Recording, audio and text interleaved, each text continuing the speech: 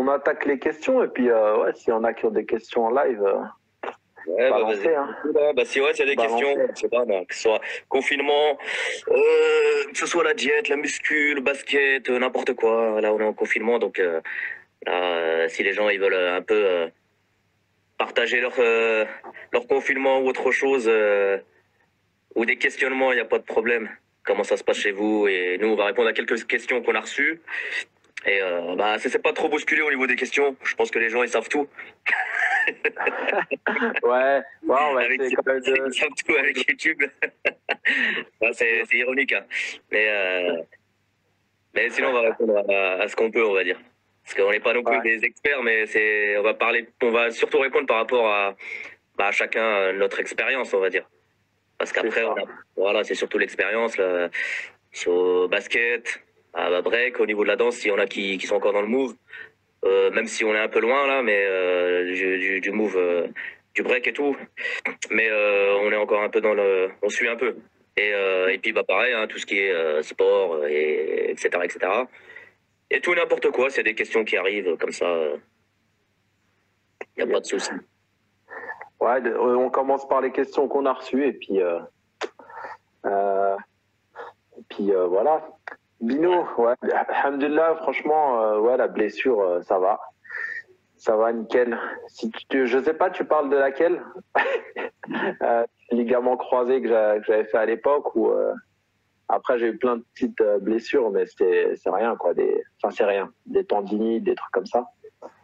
Mais ouais, alhamdulillah, on va dire plutôt bien remis. J'arrive à sauter, tu vois. J'arrive à sauter. Donc ça va, c'est le principal. Ouais, dans les questions que j'ai, sinon, peut-être faire les questions les plus où on va moins s'étendre, tu vois. Je vais essayer de Ouais. commencer par ça. Et puis comme ça, après, on prend le temps pour les autres, parce qu'il y en a qui peuvent aller très loin, tu vois, sur le sujet, tu vois. On va essayer de faire le tour rapidement quand même. Ouais, du coup, il y avait des questions, voilà. C'était la meilleure équipe de l'histoire. Donc là, c'est subjectif. Je sais pas si tu suis encore la NBA. Bah, la meilleure équipe de l'histoire. Moi, je suis old school, moi. Florian. Je suis old school au niveau du basket. Donc, pour moi, ça reste les Chicago Bulls. Je sais Ouais. pas si vous entendez trop la musique là qui est à côté. Non, non, Ça va. j'entends pas vraiment. Ok, bah ça va. Ah, parce que c'est les voisins. Donc, moi, pour moi, ça reste les Chicago Bulls.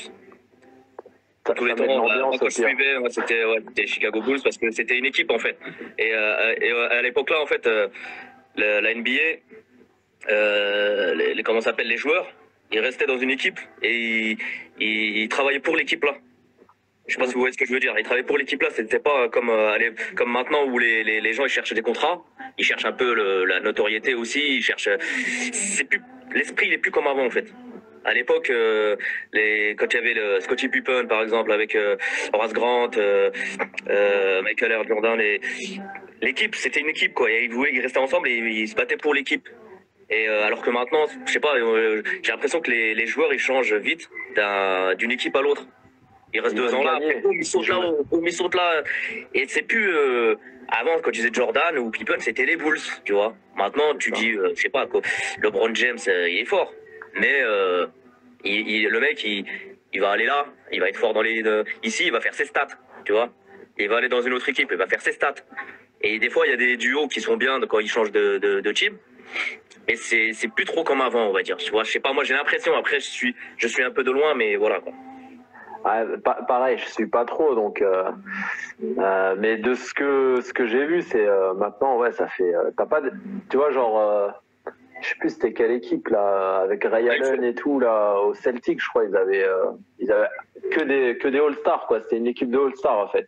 Et t'avais pas ça avant, tu vois. T'avais les gars, ils restaient dans leur équipe limite jusqu'à la mort et quitte à jamais gagner, tu vois. Quitte à jamais gagner. Et c'était classe, ça, tu vois, les rivalités et tout, les gars, ils étaient attachés à leur ville, quoi. C'était ça. C'était ça qui est classe. Maintenant, on croirait qu'ils changent d'équipe, c'est pour gagner, tu vois. Un peu, on se croirait au foot, tu vois. Vas-y, on fait des trades, on fait la meilleure équipe, et puis on va gagner des titres, quoi. Mais ouais, si c'est NBA, Chicago Bulls, si c'est meilleure équipe, peut-être la Dream Team, tu vois, avec Jordan, Barkley, Ewing, où il y avait tous les meilleurs, quoi. Donc voilà. Ouais. Après, ouais, Abdel, il parle que ça joue beaucoup à 3 points.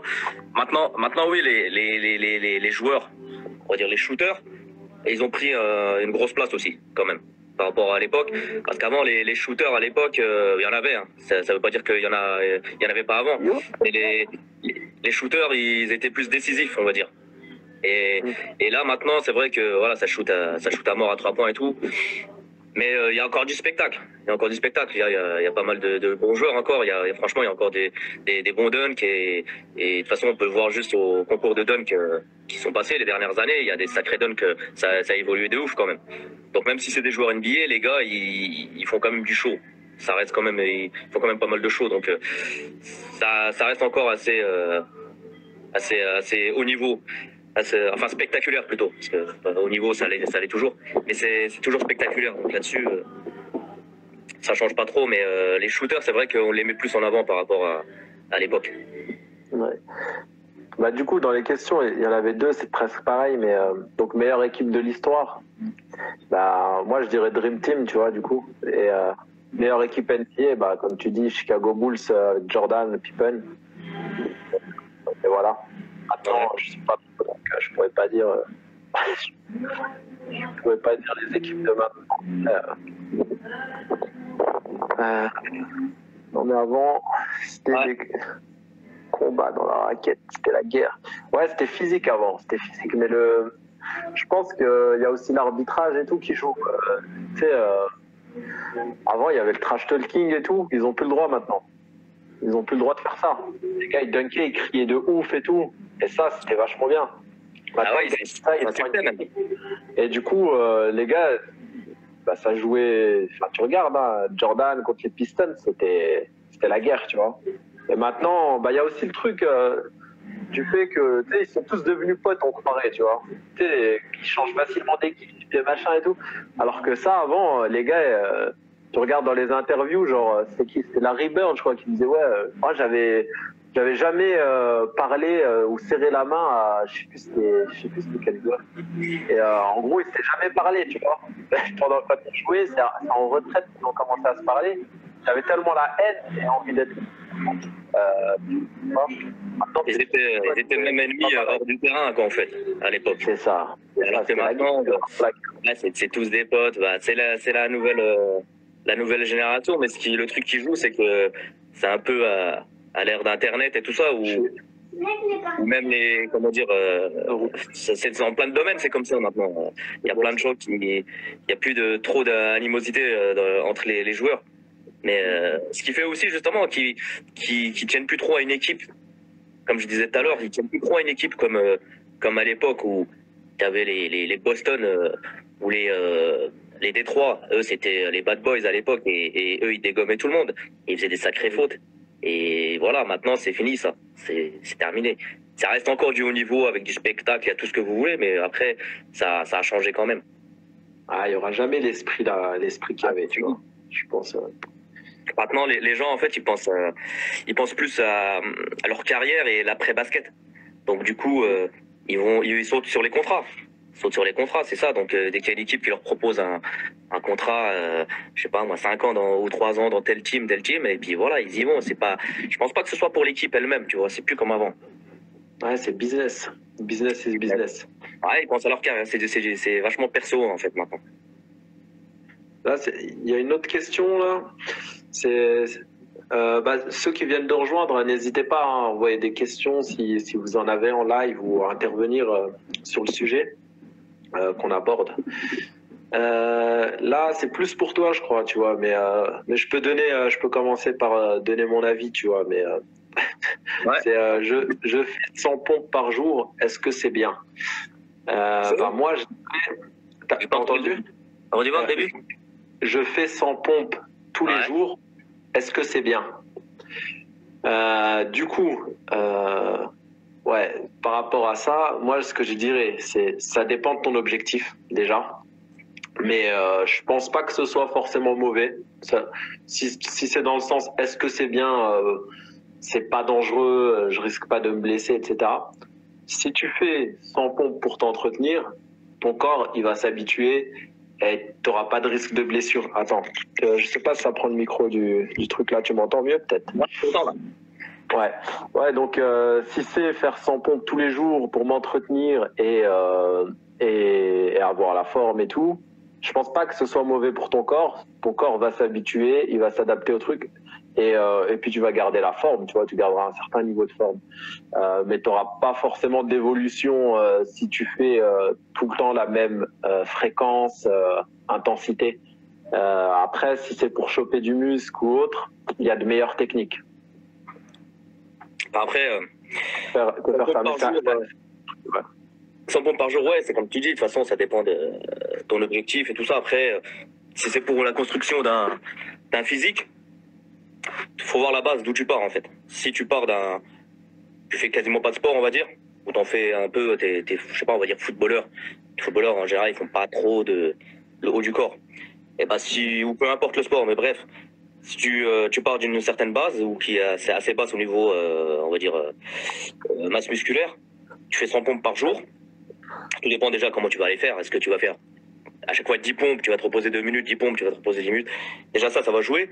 Mais au début, tu vas avoir quand même une évolution, c'est sûr. Au début, tu vas avoir une évolution.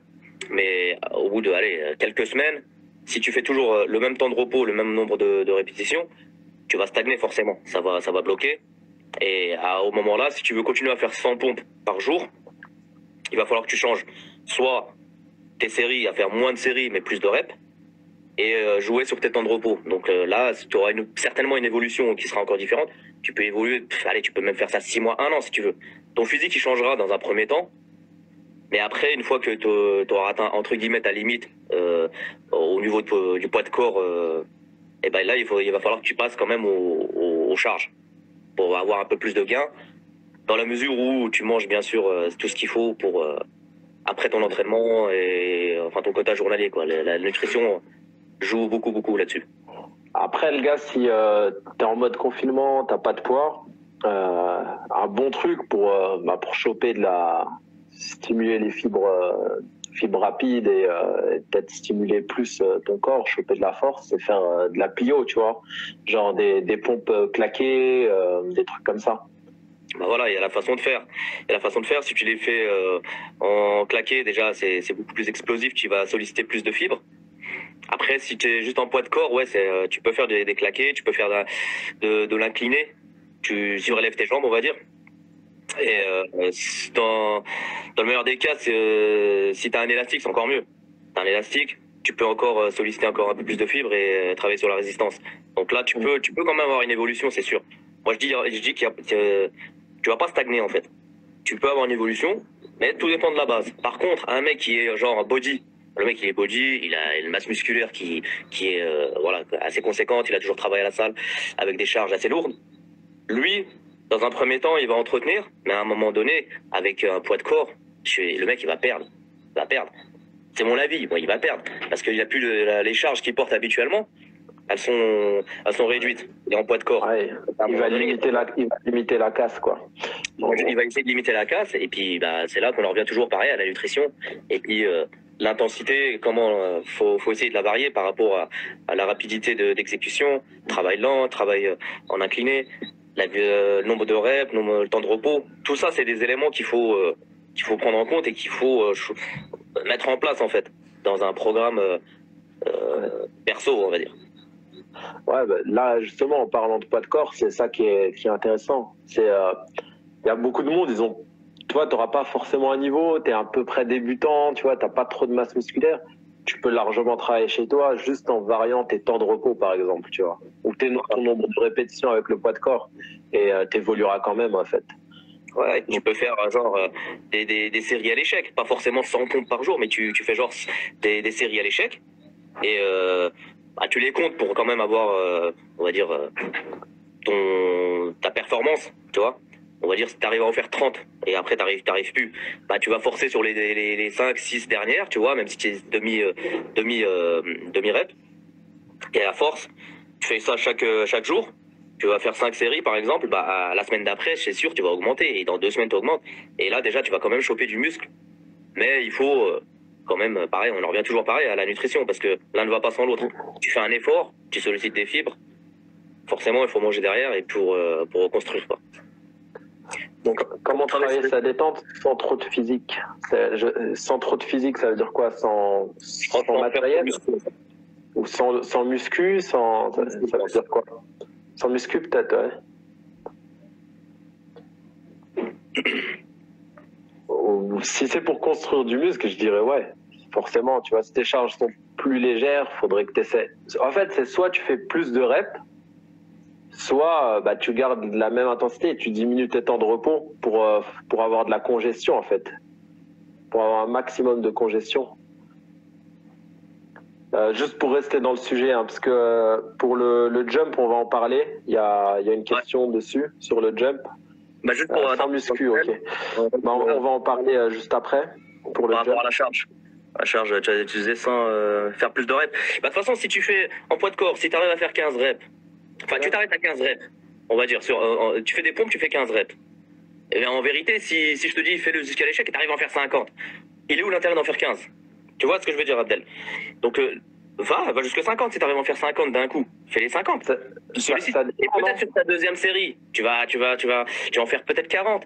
Et ainsi de suite. Tu vois. Moi, je suis plus pour l'échec que pour faire des séries de 15 comme ça. Mais après, c'est une façon de travailler. Mais tu peux aussi faire des séries de 15 à chaque fois. Mais si, par exemple, tu fais 15, tu mets 20 secondes de repos, tu vois. Tu mets 20-30 secondes de repos, tu refais 15 et tu galères, t'en fais 14, tu vois. Et limite, la 15e, c'est presque un échec. Est-ce que c'est bien aussi? Bah, c'est ce qu'on disait tout à l'heure. Si t'as la flemme de faire trop long, tu vois. Parce que des fois, moi, je sais que des fois, quand je faisais la muscu, je préférais faire comme ça que faire trop long, tu vois, parce que c'est ce qu'on disait juste avant, faut jouer sur les paramètres là. C'est soit tu fais travail en longueur à l'échec, soit tu travailles sur le nombre de reps, soit tu travailles sur ton nombre de séries mais avec moins de reps, temps de repos. Donc après c'est à la personne, comme tu dis toi par exemple, tu préfères faire on va dire 15, tu fais moins de temps de repos et ça te va comme ça. Mais chaque personne elle doit essayer en fait la méthode qui lui convient. Et en plus, il y a des gens qui ont des tendinites et qui commencent à pousser à essayer l'échec. Ils peuvent avoir réveiller leur tendinite tout de suite. Donc, il vaut mieux peut-être faire moins de reps et un temps de repos un peu plus court aussi.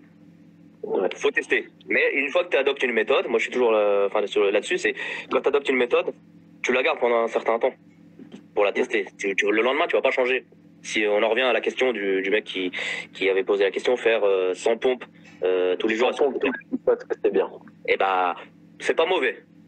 Ça peut être mauvais dans un sens si tu commences à avoir, si t'as des problèmes articulaires et tout ça, mais c'est pas mauvais. Tu peux le faire, il y a pas de problème. Avec tous les paramètres sur lesquels tu peux jouer, comme on a dit tout à l'heure. Yo, Emric. Pour l'instant, on est dans le sujet muscu. Je vois, il y a des questions de jump, mais on va y venir. On va y venir, mais juste pour rester dans le sujet, quoi. Si vous avez des questions muscu, n'hésitez pas à les balancer. Bah, moi, la méthode je l'ai pas fait. Donc, mais je sais que après, c'est par rapport au poids de corps, je crois. Apparemment, je sais pas, il y a des trucs genre tu fais le poirier, c'est pour faire les épaules, etc., etc. Ouais, ça va marcher aussi. De toute façon, c'est du poids de corps. Donc, après, je sais pas, c'est la méthode l'a fait. J'ai pas lu son truc, hein. mais la méthode, nous, quand on faisait du break, on les faisait les trucs là. Tu vois, quand on se mettait sur l'équilibre, on les faisait. On faisait de la répétition jusqu'à ce qu'on y arrive. Donc, oui, ça marche.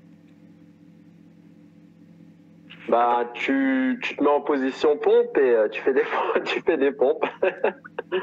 Non, mais la muscu, en fait, il y a des études qui ont montré que c'était pas mauvais pour le corps de le faire trop jeune, ça va pas bloquer la croissance. Après, tu vois, nous, c'est vrai que nous, on a fait du break et du coup, instinctivement, quand tu fais du break, t'as besoin de faire des pompes, t'as besoin de, tu vois, tu dois maîtriser ton corps, donc on rajoutait ça, tu vois. On rajoutait pompes, abdos. Franchement, abdos, c'était un truc de fou. Moi, je trouvais que je faisais un truc de fou, genre, je tapais des 300 crunch.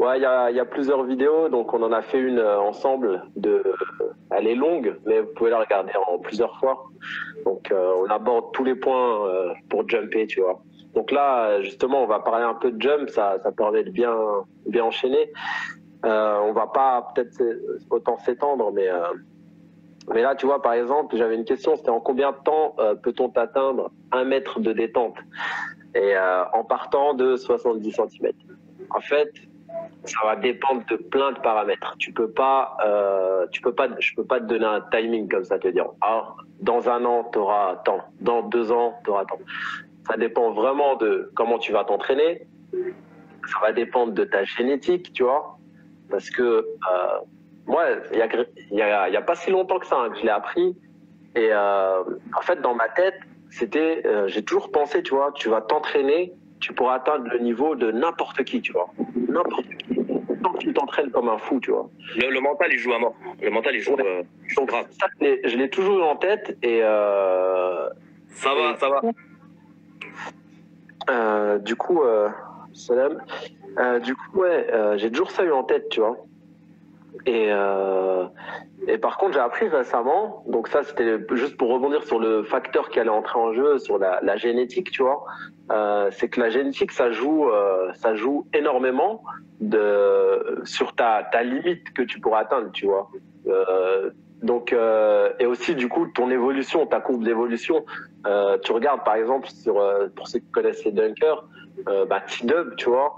Lui, il avait une génétique, tu vois, la vitesse à laquelle il sautait, tu vois, il était tellement explosif que c'est un truc de fou. Donc la génétique, ça va jouer. Pourquoi? À cause des fibres rapides, tu vois. En fait, chaque être humain, il a un nombre de fibres rapides limité, tu vois, et c'est celles-là qui interviennent le plus quand tu vas jumper, du coup. Et du coup, c'est celles qui te permettent de développer de la force et d'exploser, tu vois. Donc on parle de quoi? Là, on a parlé un peu de muscu juste avant. Là, on parle du jump. Donc la question, c'était est-ce qu'on peut s'entraîner sans muscu, en gros? C'était ça, je crois. Ouais, ça juste avant. Ouais. Donc on a abordé ce point. J'essaierai si je peux le laisser accessible le live pour que vous voyez ces questions-là pendant 24 heures. Mais la question actuelle, c'est en combien de temps on peut atteindre 1 mètre de détente et en partant de 70 cm. Donc je disais que ça dépend de plein de facteurs et qu'on peut pas donner de chiffres comme ça. Donc ta façon de t'entraîner et ta génétique, tu vois. La génétique, grave. Et en plus, c'est comme dans c'était juste pour revenir à la génétique, c'est pour ceux qui suivent de et Gundil, ils en parlent aussi souvent dans leurs vidéos. C'est en gros, moi je résume ça, leur truc à ça, c'est on peut pas faire d'un âne un cheval de course, façon de parler, hein. Mais en gros, c'est le mec, il y a des gens qui sont faits pour tel sport. Mais ils vont essayer de jumper, par exemple. Le mec, il kiffe le basket, il va essayer de jumper. Mais ils vont atteindre un niveau, les gars, tu vois. Voilà, ce ne sera pas des top mondiaux. Ce sera impossible. Ils auront un bon niveau. Le mec, même en s'entraînant, le mental et tout, tu peux faire des trucs de ouf, tu vas atteindre un certain niveau. Mais à un moment donné, si dans sa tête, lui, il se voyait encore plus loin, son physique et sa génétique, elle ne le permettra pas. Par contre, dans un autre sport, il pourra peut-être être largement meilleur. Tu vois, en sport d'endurance, par exemple, tu vois. En sport d'endurance, ou je sais pas, il y a un truc où ça demande moins de fibres rapides. Mais en gros, chaque personne, avec l'entraînement, bien sûr, on peut évoluer, mais on est prédestiné quand même à certains sports plutôt qu'à d'autres, quoi. Donc, c'est la génétique, quoi. Mais c'est surtout dans les sports de force et d'explosion, en fait, de vitesse, tu vois, le sprint, le powerlifting, etc. Où là, ça va jouer énormément, parce que dans le sens inverse, tu vois, aller dans un sport d'endurance, n'importe qui peut y aller, parce qu'ils ont prouvé que des fibres rapides pouvaient être utilisées se transformer en fibres lentes. Du coup, là, tu vois, tu te fais pas avoir. Mais le sens inverse, ça marche pas, en fait. Tu peux pas avoir de fibres lentes qui se transforment en fibres rapides. Donc, si tu as... Une dédicace aux aides-soignants. Courage, les aides-soignants. On applaudit. Les premiers en première ligne. Que Dieu vous aide. Ouais, ils sont en manque de moyens en plus. Donc les gens qui sont du secteur de Pont-à-Mousson, Si moi j'avais déjà mis une annonce sur Facebook, si vous connaissez des gens qui ont, on en profite, hein. On fait une petite aparté vite fait, qui ont du matériel de protection, genre les combinaisons et tout ça de peinture, bah n'hésitez pas à contacter l'hôpital de Pont-à-Mousson, ils en ont besoin. Donc voilà. Et du coup, ouais, comme tu disais, par rapport au truc, moi la génétique elle joue à mort. On peut atteindre un certain niveau, mais après, comme tu dis, ouais, tu peux pas être dans le top mondial si ta génétique ne permet pas de toute façon. C'est ça. C'est exactement ça. Ok. Donc après, ouais, donc il y avait une question, je pense qu'on y a un peu répondu. Les jumpers ont que de la génétique ou est-ce qu'ils ont forcément travaillé leur jump? Je pense que il y a des gars, enfin, ils ont tous travaillé leur jump parce que même ceux qui te disent ah je l'ai pas travaillé, ils faisaient un peu comme vous à l'époque, tu vois. Ils vont jouer au basket, ils jouent énormément au basket et ils essaient de sauter un maximum quand ils jouent au basket, tu vois. Comme on faisait à l'époque, nous, quand on jouait, quand on allait au lay-up, on essayait d'aller le plus haut possible. Quand on allait sur un rebond, on essayait d'aller le plus haut possible. Et comme tu le fais tout le temps, ton corps il s'habitue. Et si tu as la génétique, bah tu vas avoir un certain niveau, tu vois. Et après, si le gars il commence à taper des dunks, bah il va dunker, il va continuer d'évoluer. Donc je pense qu'il y a un peu des deux, mais en gros il n'y a pas que la génétique, tu vois. Il n'y a pas que la génétique. Donc il y aura forcément du travail en fait. Il y aura forcément du travail. D'accord avec ça? Ouais. Ma question suivante, je sais pas, là, je pense que pour celle-là, on a fait le tour.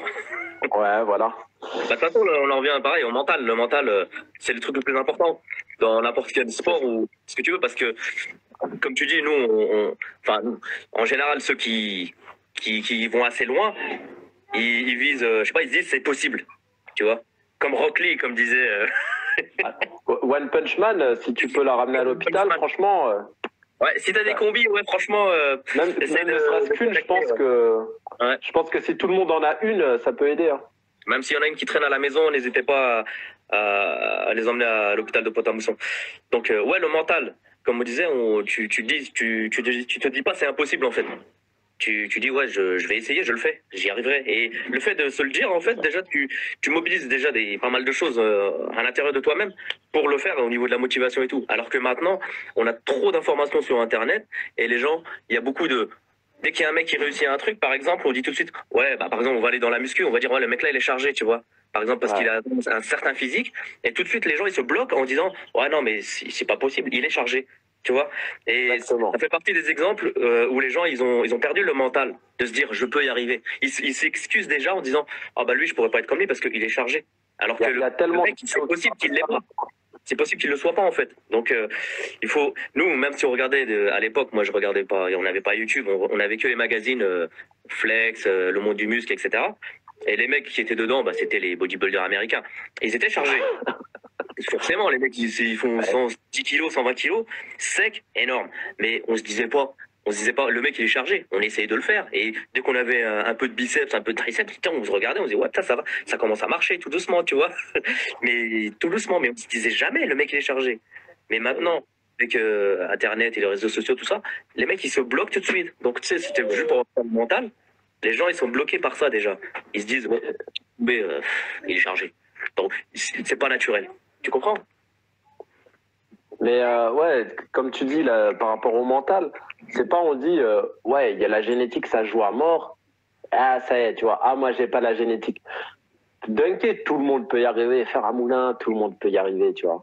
Tout le monde. C'est à atteindre le top mondial. Pas tout le monde peut y arriver, tu vois.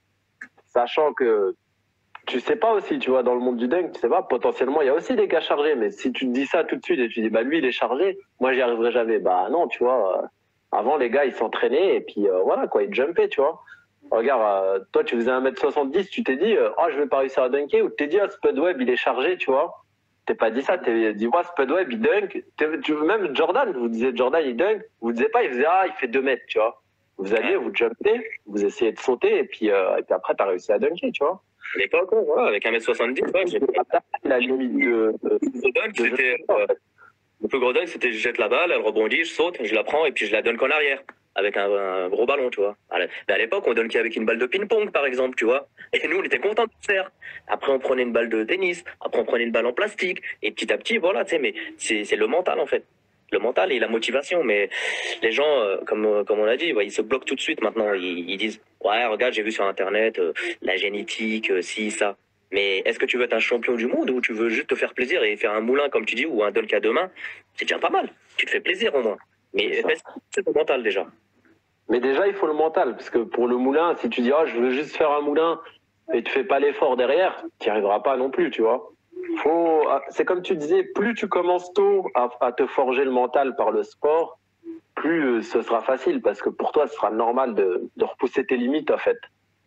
Donc, c'était par rapport à ce qu'on disait au début.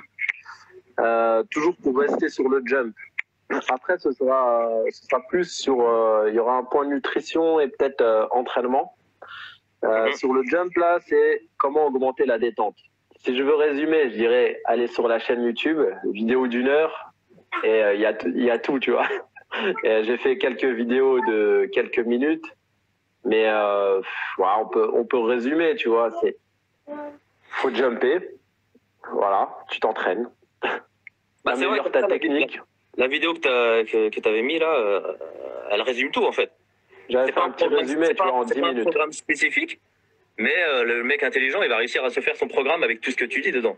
Mais après, ouais, tu peux le résumer, ouais. Tu peux résumer les grandes lignes. Ouais, en gros, faut que tu jumpes, que tu habitues ton corps à jumper. Que tu travailles ta force au bout d'un moment, comme on disait tout à l'heure, il faudra que tu travailles la force. Et puis ça se travaille de diverses manières. Sur la vidéo, on en parle. Et après, principal truc, si tu veux être vraiment un jumper qui intervient énormément, c'est la technique. Et juste pour faire relier ça avec des disciplines qui sont olympiques, un sprinter, tu verras jamais un gars devenir sprinter champion de sprint s'il a jamais travaillé sa technique. Pareil en saut en hauteur, tu vois. Faut travailler la technique. Bah, c'est pareil si tu veux dunker. Plus ta technique sera bonne, plus tu iras haut, tu vois. Plus tu arrives à bien transmettre l'énergie horizontale en verticale, plus tu sauteras haut, tu vois. Bah, même maintenant, ça on en parlait il y a longtemps. Hein. Franchement, on en parlait vraiment il y a longtemps. Et maintenant, tu as des Américains qui font... ces Project Pure Athlète, là, pour citer des noms, qui en font des vidéos carrément, genre de la technique avec l'angle, machin et tout. Ils analysent les vidéos et tout. Et ça, c'est très cool. Coucou Noam. Coucou. Bonjour. Ouais. Du coup, bah, pour résumer, c'est ça. Là, il y a une autre question, c'était reprendre le jump à zéro. C'est un peu ce que j'ai fait. C'est presque ce que j'ai fait avec la blessure. Mais ce que je conseillerais, c'est si tu dois reprendre le jump à zéro, c'est y aller progressivement comme la muscu en fait. Tu vois, comme la muscu. Et le jump, ça implique que va falloir habituer tes tendons à faire des sauts, donc faire des petits exos de plio. Donc rien que des sauts sur place, tu fais 3-4 sauts tranquille sur la pointe des pieds, bam, un gros saut. 3-4 sauts sur la pointe des pieds, un gros saut.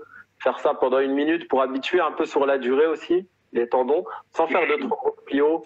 Faire des sauts en contrebas, tu te laisses tomber d'une chaise et tu redécolles. Enfin, d'une chaise. Au début, même une marche, ça suffit largement, tu vois. Largement.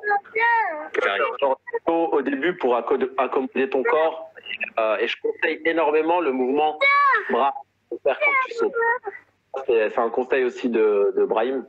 Donc, de faire ce mouvement de bras. Et tu verras que ça va travailler la mécanique aussi. Parce que tu vas faire, par exemple, si tu fais tes sauts sur place, de pointe des pieds, tu vas faire 3-4 sauts comme ça, en faisant le mouvement des bras, tu vois. Tu vas hop, comme ça, tu vois, vers le haut, comme ça. Et tu vas le faire en suivant ton saut. Et quand tu fais le gros saut, tu insistes pour aller chercher vers le haut, comme ça, bam, tu vois. Et après, tu prends 3-4 sauts de relâchement et tu insistes pour aller vers le haut. Et rien que ça va habituer ton corps.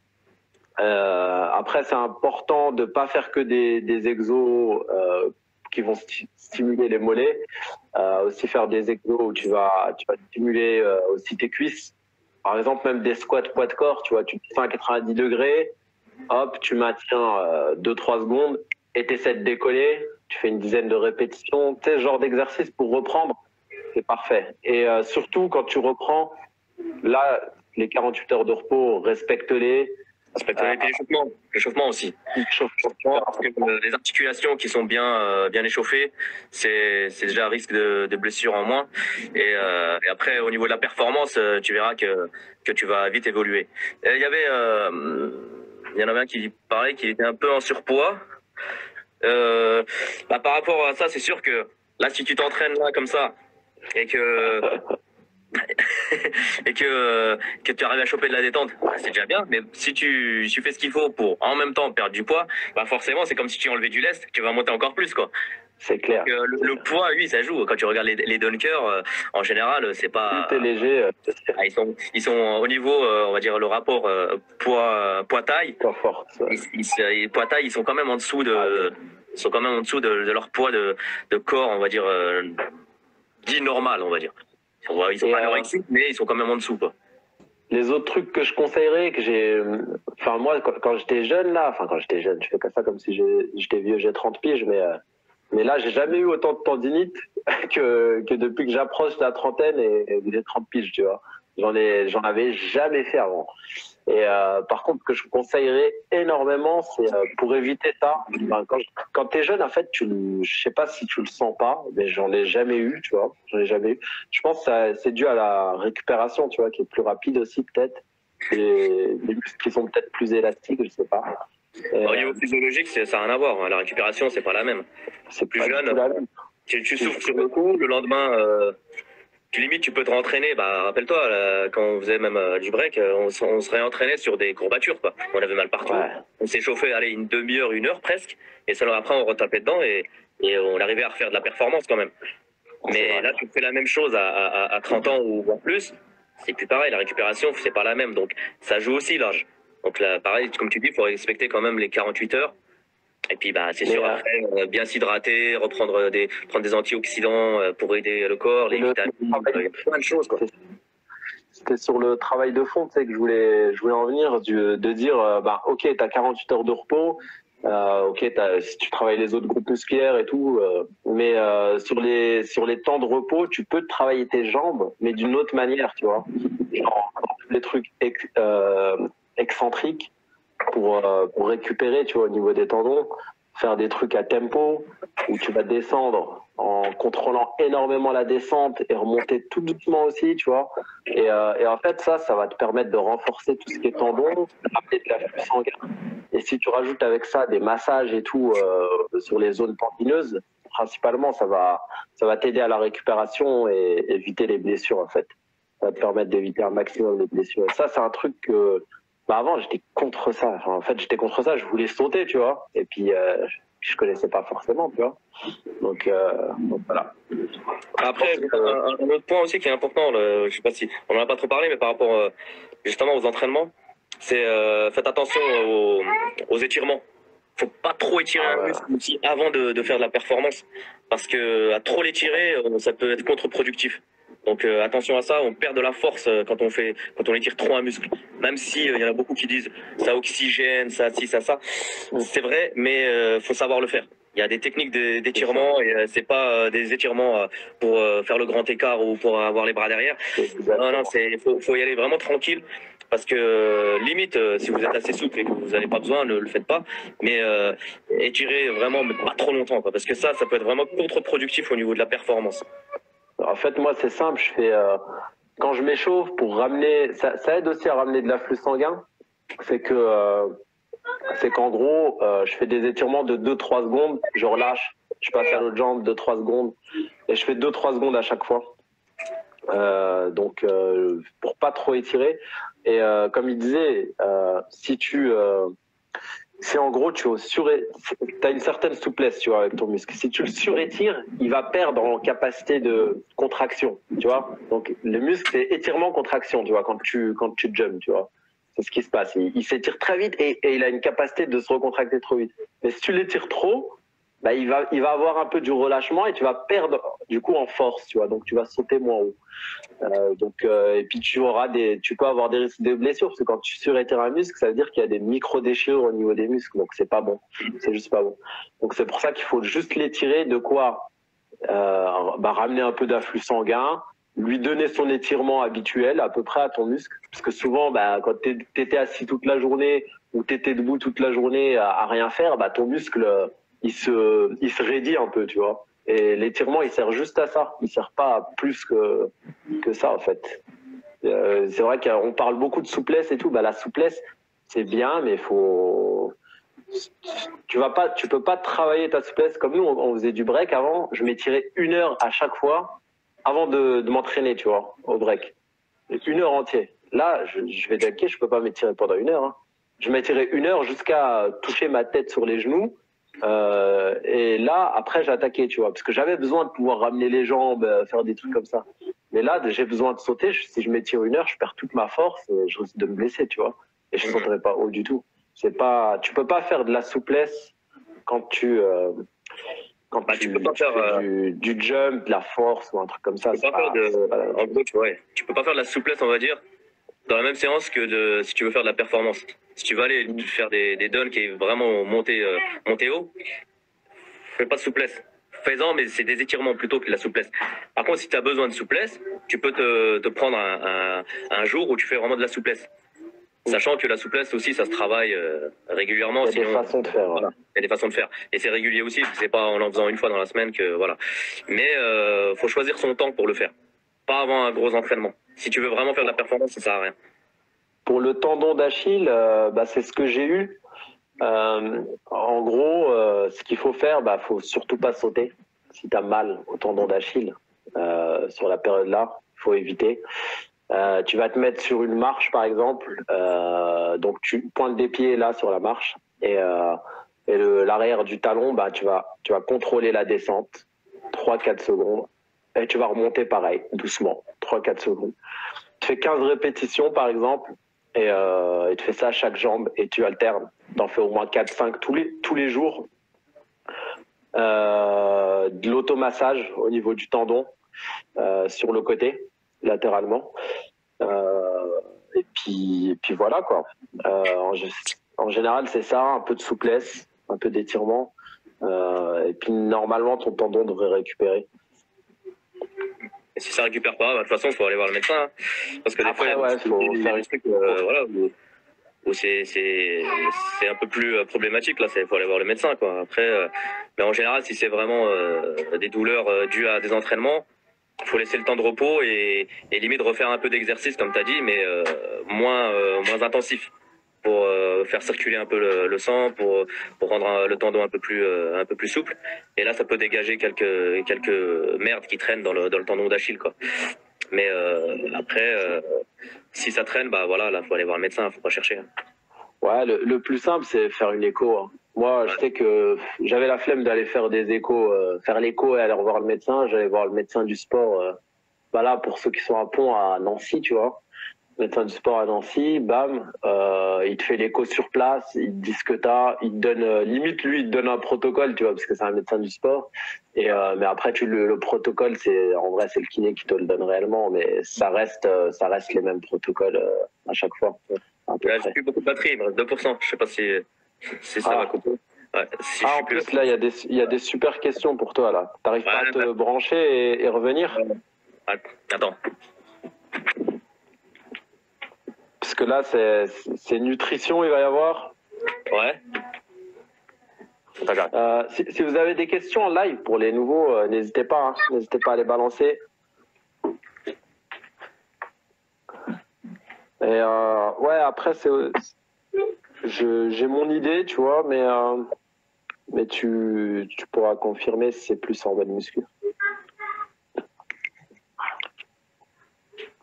Yo. On attend Brahim qui arrive. Il arrive dans quelques minutes. Mais ouais, douleur tendineuse, surtout au tendon d'Achille, mieux vaut éviter de jumper. mieux vaut éviter de jumper. Après, le mieux, c'est quand même d'aller voir un médecin juste pour confirmer le diagnostic, parce que ça peut être, c'est souvent le même diagnostic, mais il faut quand même le confirmer. On ne sait jamais. C'est conseillé, quoi. Je suis pas médecin. mais ouais, toujours, ça coûte rien, tu vois. Ça coûte rien de faire une écho. Un petit rendez-vous, faire une écho, confirmer ça, et puis ça peut rassurer, tu vois. Donc, On s'est branché. T'as réussi à te plugger? Ah, c'est bon. Ok. Donc, ouais, sur les prochaines questions, donc, comme tu le sens, c'était. Il y a plus. En gros, c'est faire un débat sur la nutrition. Ouais, un débat, je pense, on est d'accord sur la nutrition, mais tu peux limite dire quelques conseils de nutrition plutôt, tu vois. Conseils de nutrition, les bases sur les grosses lignes, tu vois. Pour un gars qui veut manger propre, en fait. Qui veut manger propre. Parce qu'après, un gars qui veut choper du muscle, tu vois, faut qu'il surconsomme pour construire, c'est pas la même chose. Ouais. Et encore, tout dépend du niveau, quoi. Ouais, ça dépend du niveau, c'est vrai. C'est vrai que. Voilà. Ouais. Si les mecs ils visent du body, là c'est un autre truc, quoi. Les mecs font manger comme des bœufs, quoi. Mais non, sinon, pour la nutrition en général, pour avoir un physique acceptable ou pour perdre, de toute façon, c'est toujours pareil. Hein. Faut se donner. C'est une discipline déjà. Déjà d'une, c'est pas tu vas manger 2 jours bien et puis après le reste de la semaine tu manges entre guillemets de la merde. Faut déjà te donner une discipline. Faut enlever beaucoup de mauvaises habitudes que tu as chopées durant les dernières années de ta vie. Hein. Et après, ça veut pas dire non plus, après, comme on dit, moi je reste là sur un niveau d'un mec qui veut juste changer son corps un peu, qui veut perdre, mais pas le mec qui veut faire des compètes ni rien. Hein. Mais ouais, faut déjà virer pas mal d'habitudes. Donc, à savoir tout ce qui est le manger 2 ou 3 baguettes dans la journée, tout ce qui est à base de... C'est toujours les mêmes trucs qui reviennent, hein, mais les gens, il faut qu'ils se donnent la discipline. Tout ce qui est sucre raffiné, les plats, comme on dit, qui sont déjà préparés. Et tout ça, c'est des trucs, à un moment donné, ça reste dans le corps. Et c'est des habitudes après que tu n'arrives pas à enlever. Donc, il faut que tu essaies déjà de virer un peu ces habitudes-là, ces mauvaises habitudes, mais tu les fais progressivement. Par exemple, le mec qui mange, à titre d'exemple, hein, c'est juste pour l'exemple, c'est tu manges, je sais pas moi, une baguette par jour. Diminue, essaye de faire, déjà dans un premier temps, tu fais 3/4. Après, tu fais la moitié. Après, au bout de je sais pas combien de mois, tu mangeras peut-être juste un bout de pain, ça te suffira, tu vois. Et tu essaies de remplacer tes aliments, entre guillemets, sales. Ouais. Ça va, ouais, je crois que ça a coupé. C'est ce que je voulais dire. Ouais, ça a coupé. De temps ou un truc comme ça, tu vois. Ouais. Donc, j'ai relancé un live. Ouais. C'était pour finir sur le sucre, en fait, quand tu baisses ta tolérance, le truc, c'est que tu peux retomber aussi vite dans l'inverse, c'est de reprendre... Salut Stan, le basketteur. C'est de retomber justement dans le vice, parce que, comme on dit, le sucre appelle le sucre. Donc, à un moment donné, quand tu sens que c'est trop, basta, tu t'arrêtes. Mais si tu commences à retomber dedans et reboire, c'est comme la boisson là, du bled, là, le Hawaii, là. Tu bois un verre, en fait, c'est tellement sucré le truc, que tu sais, genre, t'as même pas épongé ta soif, t'as envie de reboire. Ouais. C'est un truc de fou. Et c'est parce qu'il y a beaucoup de sucre dedans. Et donc, du coup, limite, tu peux boire 1,5 litre comme ça, à toi tout seul, quoi. Donc, c'est aussi là-dessus qu'il faut faire attention, quoi. C'est de pas retomber dans les travers là, quoi. Si ton corps, il t'a déjà dit non, le force pas, quoi. C'est ça. Ok, donc sur la nutrition, ça va, quoi.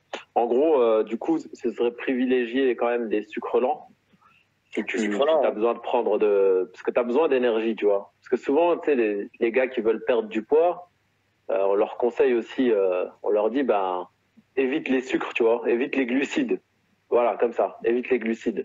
Donc le gars, il va pas manger, il va essayer de pas manger de glucides, mais pour la journée, tu as besoin de fonctionner, tu vois. Et le carburant, c'est quoi? Le carburant d'un être humain, majoritairement, c'est les glucides, tu vois. C'est les glucides. Après, tu peux avoir un peu de fat aussi qui va t'aider. Faut choisir les bonnes sources de lipides. Mais après, les glucides, non, faut pas les négliger. Mais comme on disait tout à l'heure, c'est surtout les sucres rapides qui vont créer un pic d'insuline. Et c'est à cause du pic d'insuline là, justement, que après tu stockes. Mais si tu prends les bons glucides avec la bonne quantité et par rapport justement à ton poids, à tes objectifs et tout, bah c'est sur ton carburant, t'en as besoin, c'est obligé, t'en as besoin. Mais il faut privilégier les bonnes sources de glucides et éviter les sucres rapides, quoi. Ouais, ouais, après, je pense que ouais, moi je suis d'accord là-dessus. Tu vois, les sucres plutôt autour de l'entraînement, je suis d'accord. Dans prendre les sucres rapides juste avant l'entraînement, juste avant ou même après, tu vois, pour la récupération, ça aide à l'assimilation. Donc, je pense que ouais. Je sais pas ce que t'en dis là-dessus. Après les sucres rapides. Que là, que ça influerait pas, mais je suis pas sûr, quoi. J'ai pas tout entendu, mais ouais, je disais, il y a plusieurs avis là-dessus, c'est sur le fait que, enfin, dans le monde du YouTube game, hein, mais le YouTube game, on sait que c'est pas une science, voilà. Au niveau des sucres rapides. Ouais, c'est ça. Au niveau des sucres rapides, ouais. Bah, de toute façon, les sucres rapides, ouais, en général, ouais, faut les mettre autour de l'entraînement, comme il y a quelqu'un qui en parlait là. Je bien sûr, mais autour de l'entraînement, c'est clair. Après, tout dépend aussi de ce que tu as mangé dans ta journée. Si tu as bien mangé, on va dire 1 heure et demie à 1 heure avant, et que tu as ce qu'il faut comme énergie, voilà, t'as pas forcément besoin. Tu peux rajouter des sucres comme qui sont contenus dans les fruits, par exemple les fruits secs, que ce soit dans les dattes ou alors dans les abricots secs ou raisins secs, avant l'entraînement ou même pendant. Tout dépend de ta séance. Après, c'est toujours des trucs, ça peut être, c'est personnalisé après, hein. Mais ça dépend des gens, ça dépend de comment ils travaillent, ça dépend de toute chose. Mais si tu veux perdre du poids et que tes sources de glucides, elles sont déjà bonnes, t'es pas obligé de prendre ça.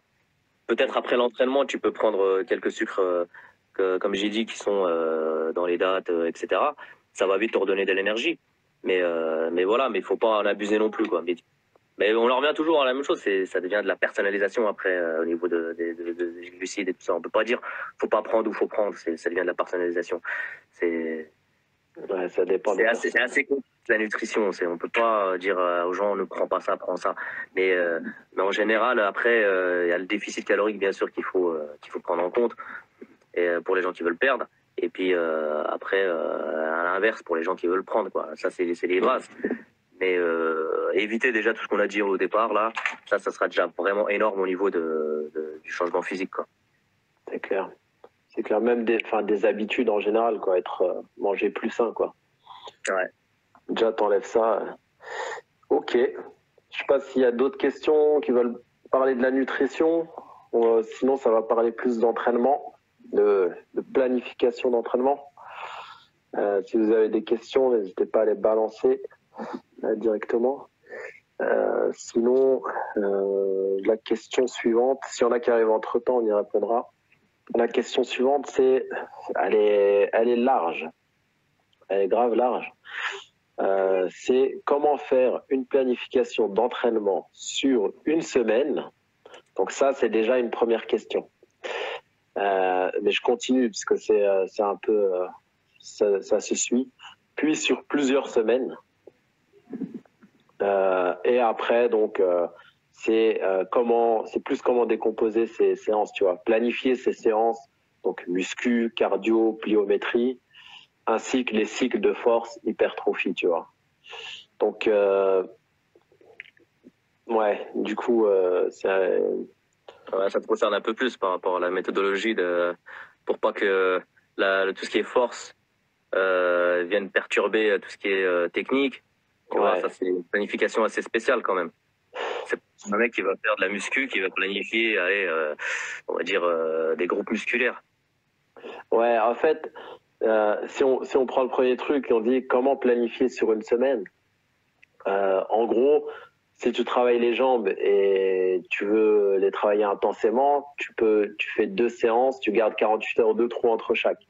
Après, les jours qui te restent, tu planifies le reste du corps. Et là, c'est plus de la muscu, mais c'est la même chose. Ça va être le même principe. Où si tu travailles un groupe, bah, tu vas lui laisser au moins un minimum de temps pour qu'il récupère, tu vois, avant de le retravailler, de retaper dedans. Je parle intensément, tu vois. Si tu fais comme en muscu, une séance de rappel, tu vas pas taper dedans la même chose que si tu avais fait une séance de fou la veille, tu vois. Donc après, ouais. Après, ça, c'est plus toi qui pourras dire, tu vois, comment tu décomposes pour le reste du corps. Mais les jambes, c'est simple. Tu casses tes 2 jours jambes et après, si tu veux jumper, tu casses tes 2 jours jambes. Tu casses tes 2 jours jambes et après, tu essaies de caser tes autres entraînements sans que ça qui rentre en conflit, tu vois, sur le reste du corps. Après, toi, je sais pas comment tu décomposes, tu vois. Par exemple, si tu travailles les pecs, tu sais que ça sollicite les triceps. Tu vas travailler les triceps, tu vois. Tu vas travailler la triceps dans la même séance, tu vas essayer de les faire. Donc c'est le principe là. Après, toi, tu peux peut-être plus détailler sur les gros groupes musculaires, tu vois, pour le reste du corps. Ouais, après, pareil, on en revient toujours à la personnalisation presque, tu vois, parce que ça dépend de l'objectif de chacun. Mais parce qu'il y en a qui font de la comment dire, qui font du full body tout le temps. C'est possible.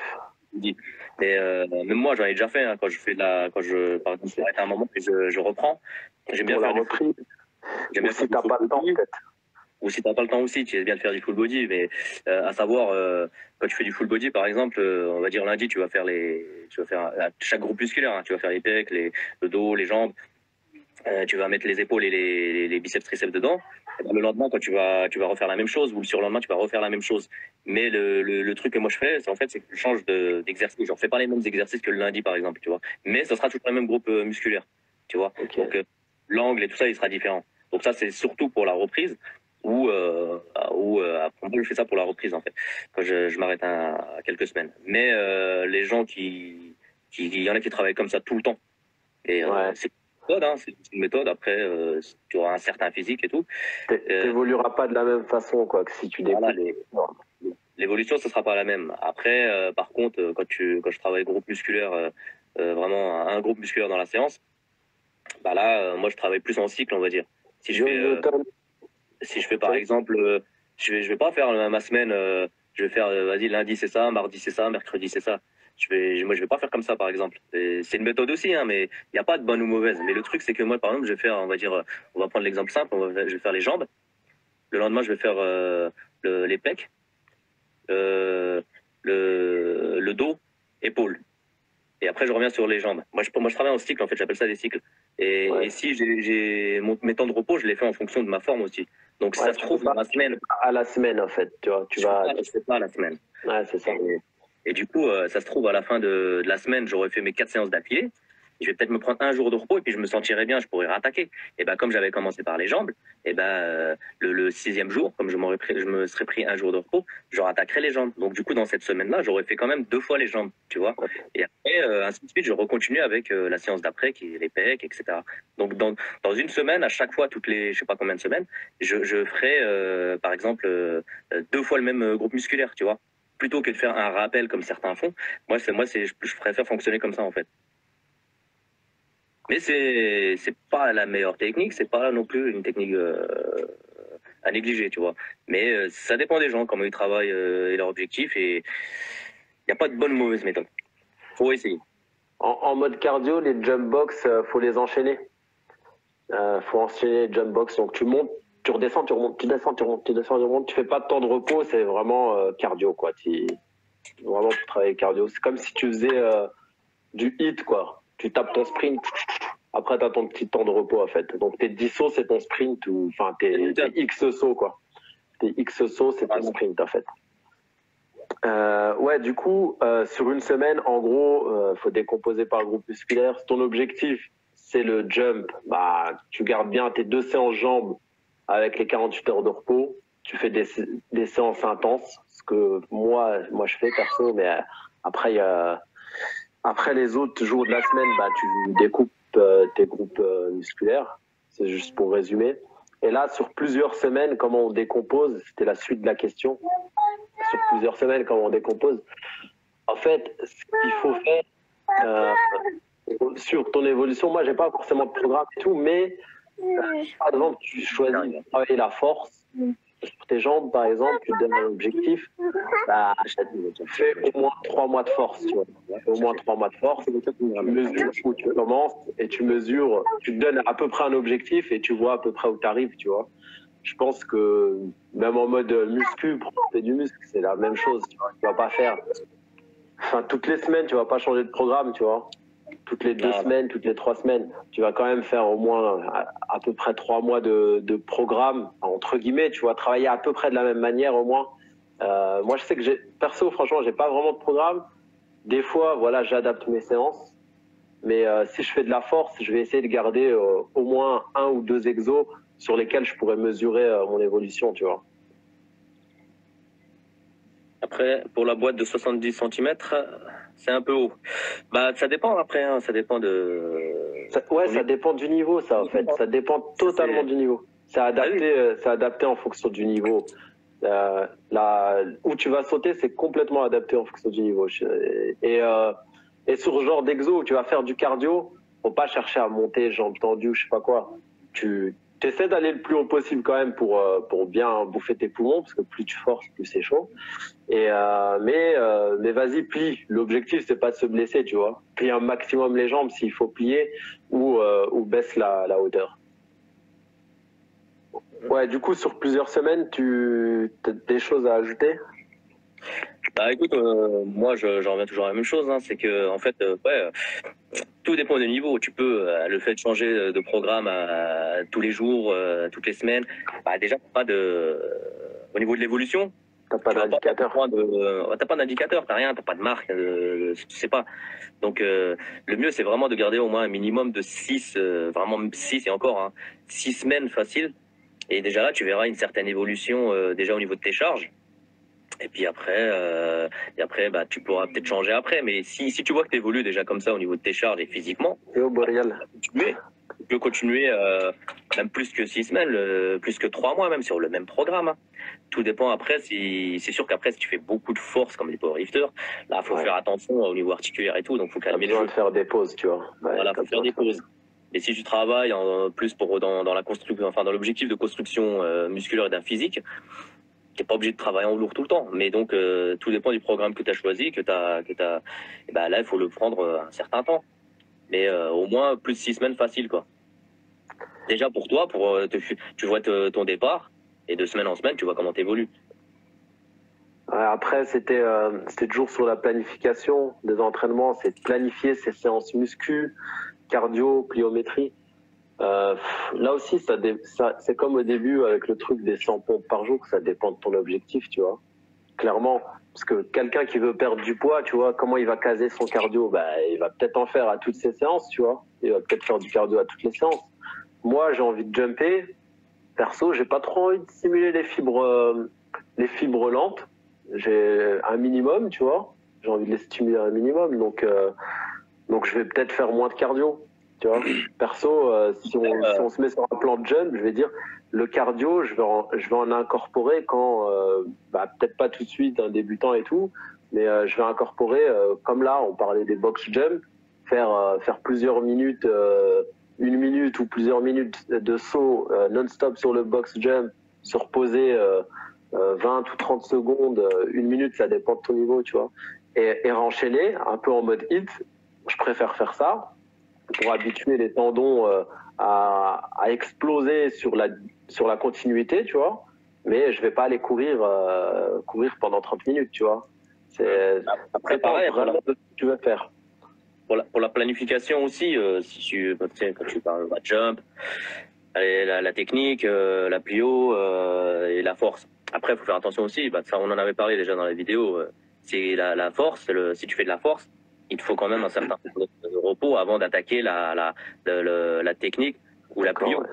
Ça peut être contre-productif et même il y a beaucoup de risques de blessures si tu te reposes pas assez, parce qu'après avoir fait de la force, là ton corps il a besoin vraiment de repos, quoi. Le lendemain, il faut peut-être faire un peu de cardio et faire un truc vraiment très léger pour pas qu'il sollicite pas trop les fibres, quoi.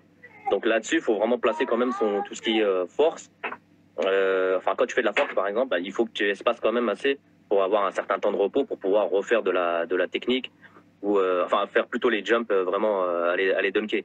Et tu peux justement faire un truc un peu plus cardio, mais qui sollicite moins les fibres quoi, au niveau de l'intensité. Ouais.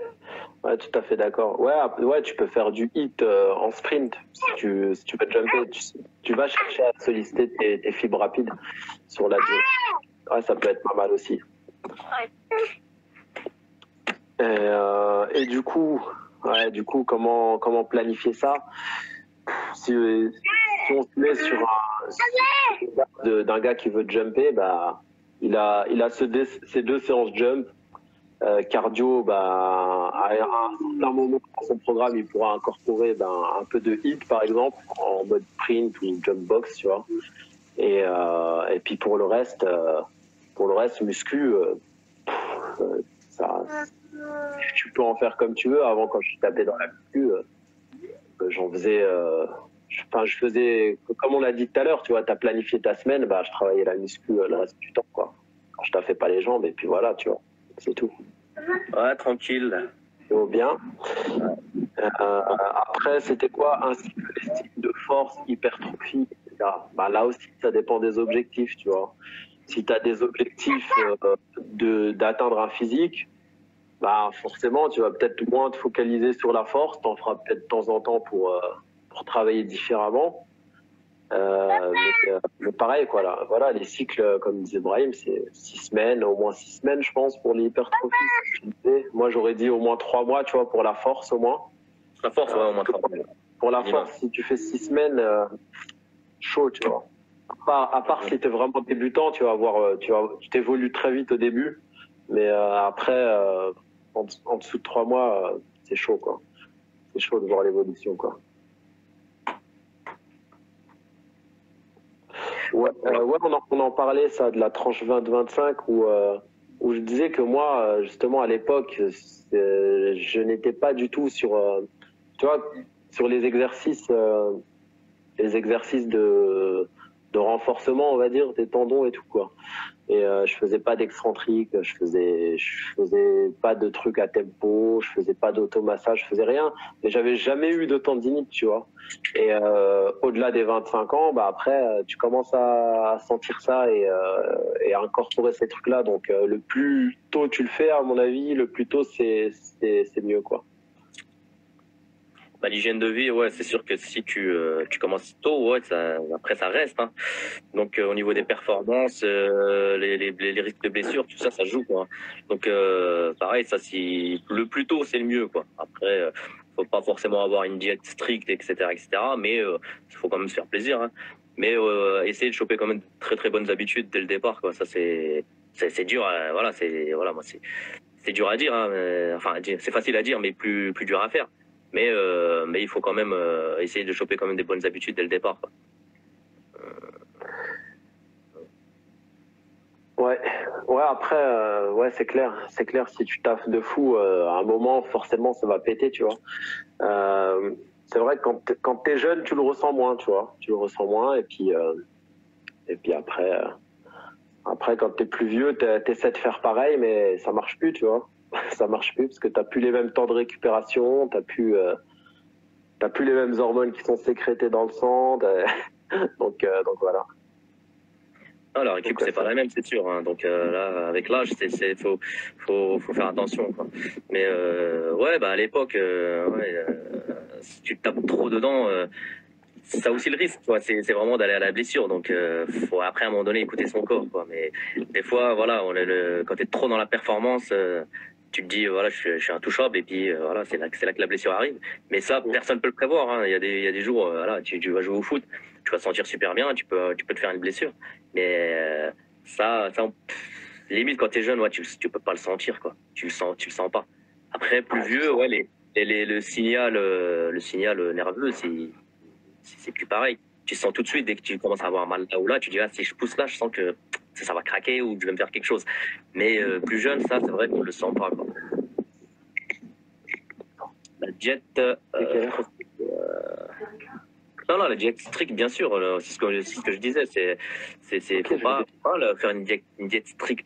Faut juste choper des bonnes habitudes. Donc, quand je dis choper des bonnes habitudes, c'est justement, je parle pas d'une diète stricte, parce que justement, ça, c'est le truc vraiment où les gens ils lâchent l'affaire tout de suite. Hein. C'est Ouais, vraiment c'est quoi? choper de bonnes habitudes. Donc, faut se faire plaisir, bien sûr. Tu vas pas éviter des barres de chocolat, des kebabs, des pizzas, tout ça. Tu vas pas l'éviter. C'est pas le truc, voilà, que je dis aux gens qu'il faut il faut qu'ils arrêtent. Mais c'est baisser son seuil de tolérance, comme on l'avait dit au départ. Je sais pas si je Je pense que crois tu pas étais là tout à qu'il l'heure. était là. Je sais pas si tu étais là. C'est baisser son seuil de tolérance au niveau du sucre, au niveau de tout ce qui est fat et tout ça. Et après, justement, quand ton corps tu vas manger un kebab, ça suffira. Tu vas le manger une fois, peut-être, allez, tous les 2 semaines, 3 semaines. Tu vas dire, putain, ouais, ça me suffit, quoi. Mais t'en veux pas deux, quoi. T'en veux pas tous les jours et t'en veux pas toutes les semaines. Mais ça, c'est un travail mental. Mais comme je disais, c'est des trucs qui se font progressivement. Le but, c'est pas justement que ce soit une corvée, la diète. Faut pas que ce soit une corvée. Faut pas que tu te retrouves devant ton assiette et t'es dégoûté de manger ce que tu as devant toi.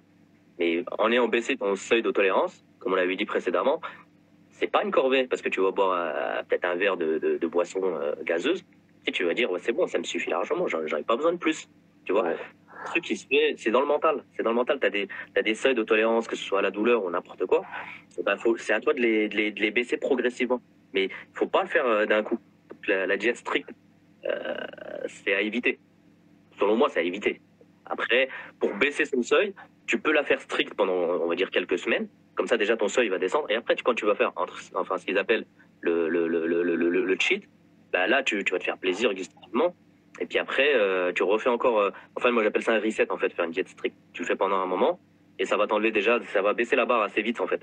Et après, tu remanges progressivement normalement, mais avec des quantités moindres. Et oui, on en revient toujours à ça, on en revient toujours au mental. Que ce soit pour l'entraînement, la diète, et puis même dans la vie de tous les jours. Hein. En général, c'est ça. Mais Ah, merci, Toga. C'est le mental parce que je t'avoue que en fin de sèche, tu commences à limite à péter les plombs. Hein. Là, t'es vraiment strict. Le truc, c'est strict dans le sens où pour sécher, à la fin, tu baisses tellement tes glucides en fait que voilà, ton corps il cherche. Il va puiser, il va puiser, il va puiser. Donc, tu as tes temps d'adaptation en fait de ton corps. Ça se fait sur plusieurs semaines, plusieurs mois la sèche. Et en fait, dans les premiers jours, bah, en fait, ton corps il cherche il est perdu au début, tu vois. Donc à un moment donné, il est tellement perdu que même mentalement, toi, tu te sens pas bien, tu te sens bizarre. Et il va chercher. Et seulement quand tu n'auras plus le choix, il va aller chercher dans les réserves, quoi. Donc c'est à la fin, ouais, ça devient vraiment dur. Mais sinon, en ce qui me concerne, si moi je mange pas de pain, je mange les boissons gazeuses, etc. J'en ai même pas chez moi. Après, je me permets, voilà, là, je suis en prise de maths, donc là, je me permets quand même de manger un peu ce que je veux, mais euh, franchement, j'ai pas envie de plus de merde que ça, en fait, tu vois. Je peux manger tous les jours la même chose et ça me dérangerait pas, parce que j'ai tellement mangé comme ça que ça me dérange pas, en fait, tu vois. Et juste, je règle mes proportions, que ce soit en glucides pour la prise de masse et après pour la sèche, je baisse mes glucides. Donc voilà. Et ouais, j'ai le métabolisme, ouais, ça joue aussi, le métabolisme. La différence pour là, le métabolisme lent et rapide, la différence c'est quoi? Bah, c'est comment ton corps, enfin moi je le vois comme ça, hein. C'est comment ton corps il bouillonne, tout simplement. Parce que, ouais, mais le parce que tu peux, métabolisme, c'est un mot où c'est pas un truc forcément naturel, tu vois. Je pense qu'il y a une partie de naturel et une partie de c'est toi qui crée ton métabolisme. Donc si tu regardes, tu vois, quelqu'un qui va faire du sport, énormément de sport très jeune, on va dire ouais, il a un métabolisme rapide, tu vois, parce que forcément son corps il est habitué à consommer énormément d'énergie tout le temps, tu vois. Et du coup, son métabolisme va fonctionner comme ça, tu vois, de manière naturelle. Et même quand il va baisser un peu l'activité, son corps va avoir cette habitude. Je pense. Tu vois, c'est pas. Tu vois ce que je veux dire? Après le métabolisme, il y a plusieurs choses hein, quand on parle de métabolisme rapide, métabolisme lent. Ça dépend aussi de. Ah, si, il y a quand même une part de nature, on va Il dire. y a un peu de C'est-à-dire, nature. si tu prends les mêmes personnes avec le même travail, qu'il soit physique ou pas, mais avec les mêmes paramètres, on va dire, de vie et d'activité, certes, c'est sûr qu'en mangeant la même chose, avec la même taille, etc., et ben il y a deux personnes, il y a une personne qui va peut-être plus grossir que l'autre, avec les mêmes quantités, et une autre qui grossira pas du tout. Mais ça, en fait, c'est vrai que le métabolisme rapide, quand on dit rapide, je pense moi que c'est aussi dû à la personne, si elle est anxieuse, si elle a plus tendance à beaucoup réfléchir, à beaucoup, c'est intérieur en fait. Comme on dit, certaines personnes, c'est des faux calmes. Et en fait, à l'intérieur, il y a beaucoup de choses qui se bousculent, tu vois. Donc, c'est ce qui fait aussi que ton métabolisme, il est rapide dans le sens-là. Alors que t'en as d'autres, il y a aussi il y a pas que ça, il y a aussi comment dire, la tolérance à l'insuline et tout ça, au pic d'insuline. Donc, ça, c'est pareil aussi. C'est des choses, c'est quand même, il y a quand même une part de dîner dedans, tu vois. Le métabolisme, je suis c'est un d'accord. truc dessus, quand même. Ouais, je suis d'accord.